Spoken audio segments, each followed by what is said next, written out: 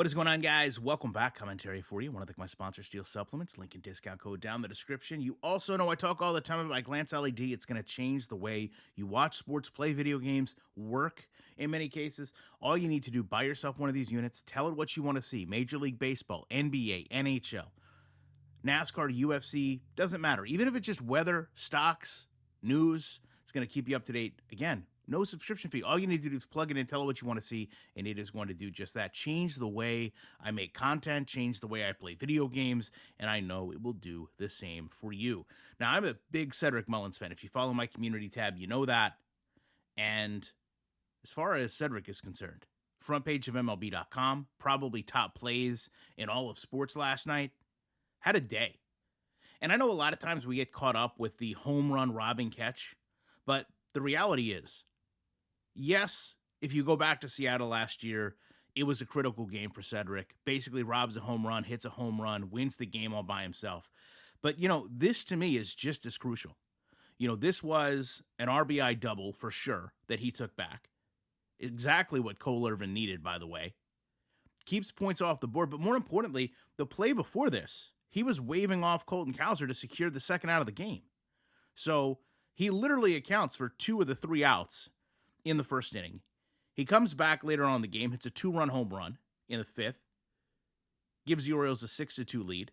And I know it's a lot less climactic due to the score, but this is what we've seen Cedric Mullins be able to bring to this team. Yes, not always been consistently at the all-star level. Yes, there's been some injury concerns, but he is a difference maker, offensively and defensively.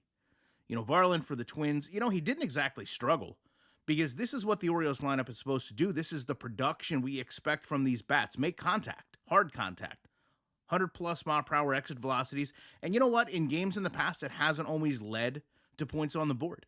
But if you're consistent, it will win games. Adley, O'Hearn, Mountcastle all start the game off with base hits. Colton Cowser has a chance to play hero, which he's been doing so well lately. He actually strikes out. But Jordan Westberg, who had maybe just regressed a little bit, comes in 2-run double. Jose Miranda tried to keep pace, got a solo shot of his own. Ryan O'Hearn comes back, lets that not get out of hand with a 435-foot home run of his own. But to be honest with you, it really was all about Cedric Mullins because he is the reason Varland got pulled out of the game. And to that matter, Bowman came in and they had just signed him. Does a great job of getting length. I think he got 3 innings in and faced some really, really good opposition. Apart from giving up a Gunnar Henderson solo shot, what else do you expect from him? During this time, the Twins, they tried to rally. They got up on Keegan Aiken, who's, been hot or cold, and this was certainly a cold night for Keegan Aiken. But Yennier Cano would come in, help little bit of the damage. Ryan Jeffers drove in 2 runs, 7-4 game, and then Craig Kimbrell comes in and does what we expect Craig Kimbrell to do. 2 strikeouts and a routine grounder. That's how you win games. Production early, elite offense in the field, keep their runs off the board.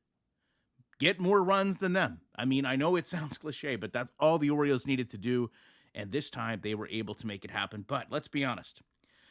The real elephant in the room here is Colton Cowser, named player of the week last week. I've got USA Today even citing him as making a case for Rookie of the Year. Colton Cowser, Rookie of the Year. I'm going to be honest with you. I like Colton a lot, but it seems like we're getting a little bit ahead of ourselves here. However, the larger issue is Austin Hayes, who is still struggling to produce at the plate, still has made some errors in the field. But to me, I think beyond this, Austin Hayes has destroyed any trade value. I don't know if you can put a player like Austin down to AAA. Maybe you do to try to regain his footing, but he's such a veteran. Would be probably very detrimental to his morale to do so.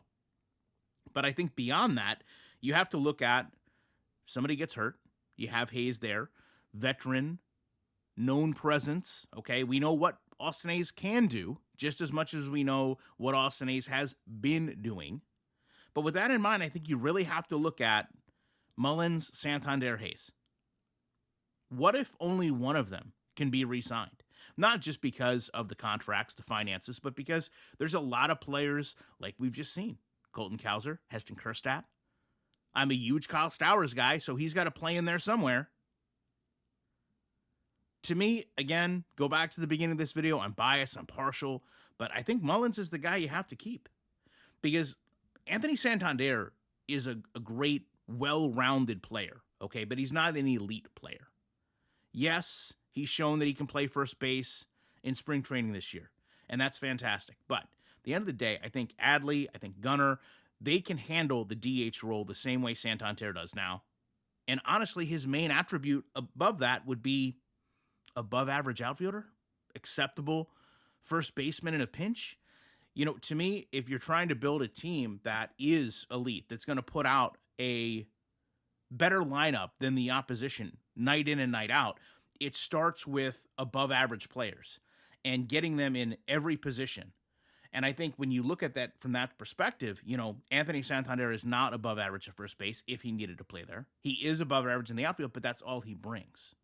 Right. The other aspect, obviously, is the power, and that can be replaced. Ryan O'Hearn, as an example, can DH just as well as Anthony Santander. So it really points to me that you're probably going to see, even though I think both players, I know Hayes for a fact has kind of clamored for this long-term contract. I think the reality is you're going to see probably a world where Anthony Santander maybe gets traded, where Cedric Mullins hopefully gets an extension, and Austin Hayes probably just kind of sporadically plays out the year, hopefully can get things turned around, but maybe, and this shocks me to say, just becomes a free agent and doesn't really have anything left to offer. I believe, I looked before I started this video, I believe he has one more option left. So it'll be very interesting to see if that gets used. And if it does, you know, how would he accept it? Because at this point, I'm sorry, you can't play Austin Hayes over Colton Cowser. I don't think you can play Austin Hayes over Anthony Santander. So unless you're giving rest days, there's no real room for Austin Hayes in this lineup. We knew coming into the season there was going to be difficult decisions, but I hate to say it, in this case, Austin Hayes has made the decision pretty simple. Not as hard when you look at his production at the plate versus in the field than per se somebody like Jorge Mateo, who I think a lot of people thought was out the door as soon as Holiday got called up. But Mateo has proven himself to be that utility piece and shown more value, in my opinion, than Austin Hayes has this year. So it'll be interesting to see how the game goes tonight. Can the Orioles get 2 up on the Twins? They'll have Grayson Rodriguez, who's kind of been hit or miss, pun fully intended this year. Hopefully, big Grayson Rodriguez fan as well. He can get things under control, get some heat, get some outs, and not let that contact be the detriment of him as it has been in the past. Love to know your thoughts on this. Appreciate you watching. I'll be back as soon as I can with more content.